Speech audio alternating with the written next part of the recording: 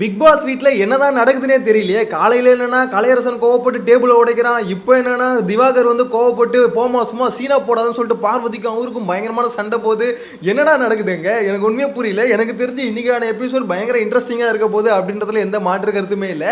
ஆக்சுவலா இன்னைக்கு எபிசோட்கான செகண்ட் ப்ரோமோல திவாகரும் விஜய் பார்வதியும் பயங்கரமா அடிச்சுக்கிறாங்க. அதே மாதிரி ஆதிரை வந்து பாத்தீங்கன்னா அவங்கள பார்த்து கைத்தட்டி சிரிச்சுக்கிட்டு இருக்காங்க. இதை தாண்டா நான் எதிர்பார்த்தேன் அப்படின்ற மாதிரி கரடிக்கு என்ன ஒரு ஆனந்தம்னு சொல்லிட்டு ஆதிரை அந்த பக்கம் குதிக்க, பார்வதி வந்து பாத்தீங்கன்னா கங்காவா இருந்த பார்வதி இப்ப சந்திரமுகியா முழுசா மாறிட்டாங்க. முழு சந்திரமுகியா மாறின பார்வதியை வந்து பார்க்க முடியுது.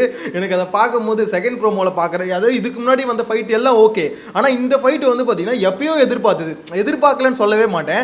இந்த ஃபைட் வந்து ரொம்ப நாள் முன்னாடியே எதிர்பார்த்தேன். ஏன்னு பாத்தீங்கன்னா பார்வதியோட கேரக்டரும் திவாகரோட கேரக்டர் அமைப்பு அந்த மாதிரி. ஸோ இந்த ரெண்டு கேரக்டர்களும் என்னைக்காவது ஒரு நாள் முடிக்கும்னு நினைச்சேன். அது இன்னைக்கு முடிக்கிட்டு இருக்கு. எனவே செகண்ட் ப்ரோமோல என்ன ஃபைட் நடக்குது அப்படின்றத டீடைலா பார்க்கலாம். சேனலை ஃபர்ஸ்ட் டைம் பாத்தீங்கன்னா சப்ஸ்கிரைப் பண்ணிட்டு வீடியோ லைக் பண்ணிக்கோங்க. ஆக்சுவலா மேட்டர் என்னன்னு பாத்தீங்கன்னா இதுல வந்து திவாகர் வந்து அந்த டாஸ்க்கை வந்து ரன் பண்ணலாவான்னு சொல்லிட்டு கூப்பிடுறாரு.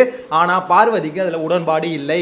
அவங்க என்ன சொல்றாங்கன்னா இல்ல என்னால வர முடியாது போடா அப்படின்ற மாதிரி பாத்தீங்கன்னா முழுசா சந்திரமுகியா மாறின பார்வதியை வந்து இன்னைக்கு பார்த்தோம். ஆக்சுவலா பார்வதி கொஞ்சம் கொஞ்சமா ஹையா போயிட்டே இருக்காங்க. இன்னும் எத்தனை ரூபங்கள் அவங்க கிட்ட இருக்குதுன்னு தெரியலங்க. உண்மையிலேயே பார்வதி இல்லாம கண்டென்ட் இல்ல போல இருக்குது. கண்டென்ட் குடோன்றா பார்வதி அப்படின்னு சொல்லுவாங்கல்ல, அந்த மாதிரி பாத்தீங்கன்னா கண்டென்ட்டை கொட்டிக்கிட்டே இருக்காங்க. இப்ப லைவ்லயும் பாத்தீங்கன்னா அவங்க தான் கண்டென்ட், ப்ரோமோலயும் அவங்க தான் கண்டென்ட். எனக்கு புரியல என்னடா இவ்வளோ கண்டென்ட் ஒருத்தங்கிட்ட இருந்து வருது. அடிச்சு சொல்றேங்க, பிக் பாஸ் டீம் பார்வதியை மட்டும் அவ்வளவு சீக்கிரம் வெளியே அனுப்ப மாட்டாங்க. ஏன்னா இந்த மாதிரி கண்டென்ட் கொடுக்குற ஆளுக்கு ரொம்ப கஷ்டம். அதுவும் இந்த மாதிரி கண்டஸ்டன்ட் இருக்காங்களே, கண்டென்ட்டே கொடுக்காம மிச்சர் சாப்பிட்ற கண்டஸ்டன்ட்டுக்கு மத்தியில் இவ்வளோ கண்டென்ட் கொட்டுதேப்பா இந்த பொண்ணு. அது நல்லதோ கெட்டதோ அதெல்லாம் உங்களுக்கு தேவையில்லை. கண்டென்ட் கொட்டுதேப்பா, இதுதான்ப்பா நம்மளுக்கு தேவைன்னு சொல்லிட்டு பிக் பாஸ் டீம் பார்வதிக்கு ஓட்டுகளே இல்லைனாலும் அவங்கள உள்ள தக்க வைப்பாங்க அப்படின்றது எந்த மாற்றுக்கிறதுமே இல்லை. எனிவேஸ் அந்த செகண்ட் ப்ரோமோல பார்த்தீங்கன்னா ரெண்டு பேருக்கு ஒரு சண்டை வருது. ஓகே, அதாவது வேலை செய்ய மாட்டேன் அப்படின்ற மாதிரி பார்வதி சொல்ல, திவாகர் வந்து ஏமா என்னம்மா நீ சொல்றது என்னமா செஞ்சேன் நான் அப்படின்ற மாதிரி அவர் பின்னாடியே கெஞ்சிக்கிட்டே போறாரு. அதாவது வெளியில இருந்து பார்த்தீங்கன்னா அந்த பெட்ரூம் வரைக்கும் கெஞ்சிக்கிட்டே போறாரு. ஏமா வாமா வாமான்னு அவர் போடா அப்படின்ற மாதிரி பார்த்தீங்கன்னா பார்வதி அந்த பக்கம் சொல்லிட்டு போறாங்க. ஸோ கடைசியில் பார்த்தீங்கன்னா வெளியே வந்து உட்காந்து உனக்கு எக்ஸ்ட்ரா சோறு தர்றாங்க நீ செய்வ அப்படின்னு சொன்னோன்னே அங்கே தான் வந்தது சிட்டிக்கு கோவம் அப்படின்ற மாதிரி. பொறுத்தது போதும் பொங்கி எழு வாட்டர் மெலன் அப்படின்ற மாதிரி பார்த்தீங்கன்னா ஒரு மனசுக்குள்ள இருந்த அந்த மொத்த கோவத்தையும் வெளியே கொண்டு வந்துட்டாரு. சோத்தை பத்தி பேசிட்டியா, எனக்கு எதை பத்தி வேணா பேசு, சோத்தை பத்தி பேசிட்டு இந்த தர்பூசணி சும்மா இருக்க மாட்டான் வெடிச்சிருவான் அப்படின்ற மாதிரி பார்த்தீங்கன்னா தலைவன் வந்து களத்துல குதிச்சிட்டாரு. குதிச்சுட்டு நீ என்ன பேசிட்டு இருக்க, நீ சாப்பிட்றது இல்லையா சாப்பாடு, நீ சாப்பிட்றது இல்லையா அப்படின்ற மாதிரி பார்த்தீங்கன்னா இவரு கொந்தளிக்க, இவரு கத்த ஆரம்பிச்சுன்னு பார்வதிக்கு அங்கே இருக்கவே முடியல. ஐயோ இந்த ஆளே நம்மளை எதிர்த்து கத்துறானே, நம்ம எதிரிகள் வேற பார்த்து சிரிக்கிறானுங்களே. அதாவது ஆதிரை மற்ற கேங்லாம் பார்த்தீங்கன்னா இவங்க ரெண்டு பேரும் சண்டை போட ஆரம்பிச்சோன்னா சபரி ஆதிரையெல்லாம் சிரிக்க ஆரம்பிச்சிட்டாங்க.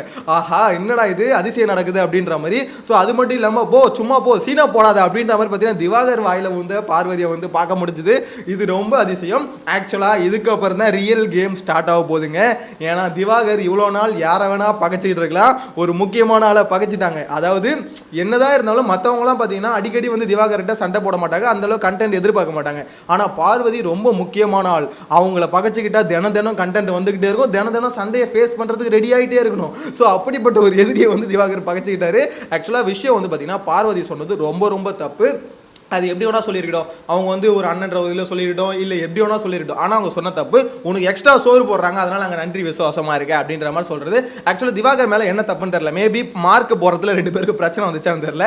அதாவது அவருக்கு ஒரு நிலைப்பாடு இருக்கும்ல இந்த மாதிரி வந்து, ஏன்னா அவர் வந்து என்ன சொல்றாரு, யாருக்கு கரெக்டாக இருக்கோ அவங்களுக்கு தான் போடணும் அப்படின்னு சொல்லிட்டு மேபி சபரி டீமுக்கு எதுக்காவது ஃபேவர் பண்ணாரா என்னன்னு தெரியல. ஸோ அது வந்து பார்வதிக்கு பிடிக்கலையா என்னன்னு தெரியல. ஏன்னா அந்த பிரச்சனையில் ஏதோ ஒன்று நடக்குது. அந்த பிரச்சனை முடிஞ்சதுக்கப்புறம் திருப்பி டாஸ்க் ஆரம்பிக்கிறாங்க. ஃபர்ஸ்ட் ப்ரோமோல பார்த்தோம் அந்த பிரச்சனை சொல்கிறேன். ஸோ முடிஞ்சதுக்கப்புறம் டாஸ்க் ஆரம்பிக்கிறாங்க. ஸோ ஆரம்பிக்கும் போது பார்த்தீங்கன்னா அங்கே பார்வதிக்கு அதில் உடன்பாடு இல்லை. என்னாலாம் அங்கே நிற்க முடியாது, என்னாலாம் வர முடியாது, போன்னு சொல்லிட்டு தான் அங்கேருந்து கத்திட்டு வராங்க. ஸோ இங்கே வந்து பார்த்தீங்கன்னா திவாகர் மோஸ்ட்லி சமாதானப்படுத்த தான் வராது. அந்த இடத்துல ஒரு அதாவது பார்வதி சொன்ன வார்த்தை ரொம்ப தப்பு தான். எப்படின்னா சாப்பாடு விஷயத்த பேசுனது. ஆனால் அது உண்மையாக போயான்னு கேட்டால் தலைவனுக்கு கொஞ்சம் எக்ஸ்ட்ரா தாங்க கொடுக்குறாங்க. அது உண்மை தான்.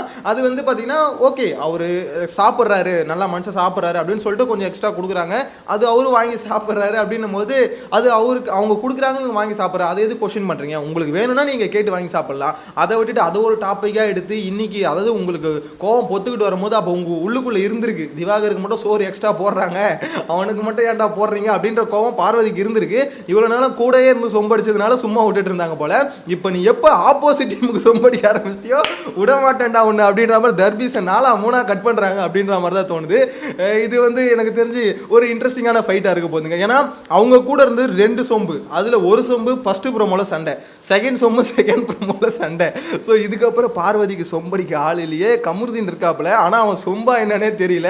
ஏன்னா கமருதீனை பக்கத்தில் வச்சுக்கிட்டா இவங்களுக்கு ரொம்ப டேஞ்சரு.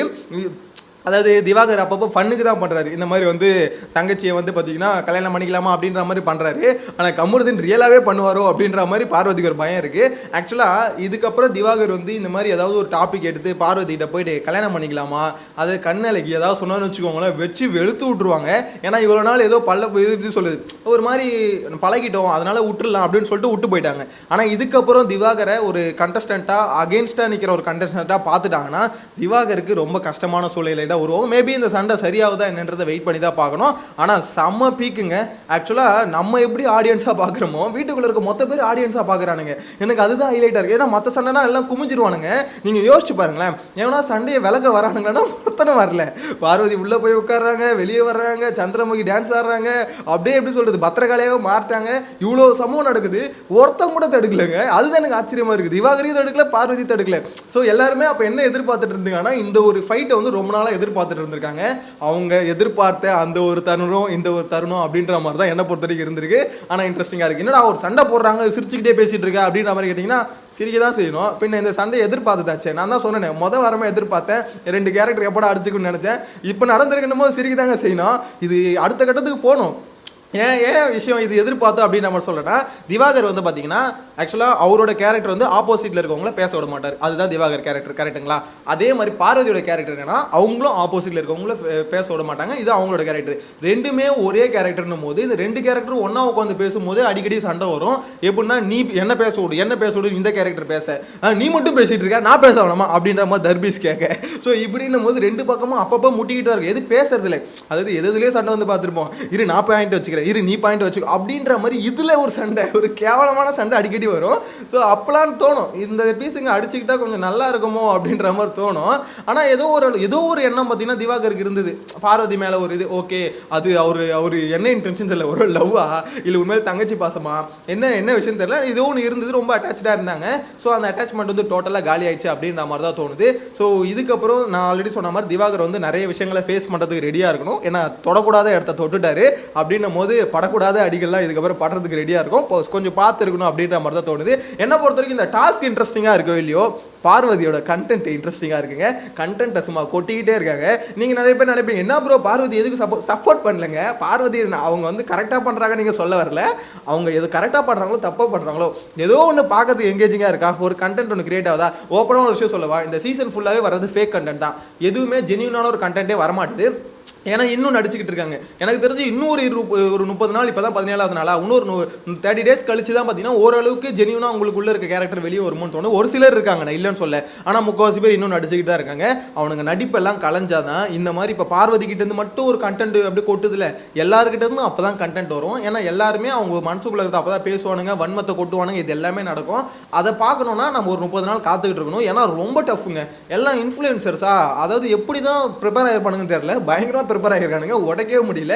அது எப்படி சொல்றது, ஆல்ரெடி பிக் பாஸ் வீட்டுக்குள்ள நிறைய ஆடியன்ஸ் இருக்காங்க. விக்கல்ஸ் விக்ரம், ஸோ இந்த மாதிரி அரோரா, இவங்கள மாதிரி நிறைய ஆடியன்ஸ், துஷார், இவங்களாம் ஆடியன்ஸ் கேட்டகரி உட்காந்து நல்லா எல்லாத்தையும் வேடிக்கை பார்ப்பாங்க. ஸோ ஆல்ரெடி உள்ளே நிறைய ஆடியன்ஸ் இருக்காங்களா, எப்போ இவங்களாம் கண்டஸ்டண்டாக மாறுவாங்க, எப்போ கண்டென்ட் வரும் அப்படின்னு நம்ம காத்துக்கிட்டு தான் இருக்கணும். 30 நாள் கழிச்சு தான் வெயிட் பண்ணி பார்க்கணும் அப்படின்னு மாதிரி தோணுது. எனிவேஸ் இந்த செகண்ட் ப்ரோமோ பார்க்கும்போது உங்களுக்கு என்ன தோணுது? அதாவது விஜய் பார்வதி மேலே சரி தப்பு இருக்குது, திவாகர் மேலே சரி தப்பு இருக்குது அப்படின்ற டாப்பிக்கை விட்டு தள்ளுங்க. அது நம்ம ஷோ பார்த்ததுக்கு அப்புறம் ஃபைனல் ரிவ்யூ நைட் போடுவோம்ல, அதில் சொல்கிறேன். ஆனால் இப்போ பேசிக்காக கேட்குற கேள்வி என்னன்னா, திவாகர் அப்புறம் பார்வதி இவங்க 2 பேரும் சண்டை போட்டுக்கிறாங்களே, இது எப்படி நினைக்கிறீங்க? இது வந்து ஒரு டெம்பரரி ஃபைட் தான் ப்ரோ, அதெல்லாம் ஒன்றும் இல்லை, திருப்பி பேச்சப் ஆயிடுவாங்க அப்படின்னு நினைக்கிறீங்களா?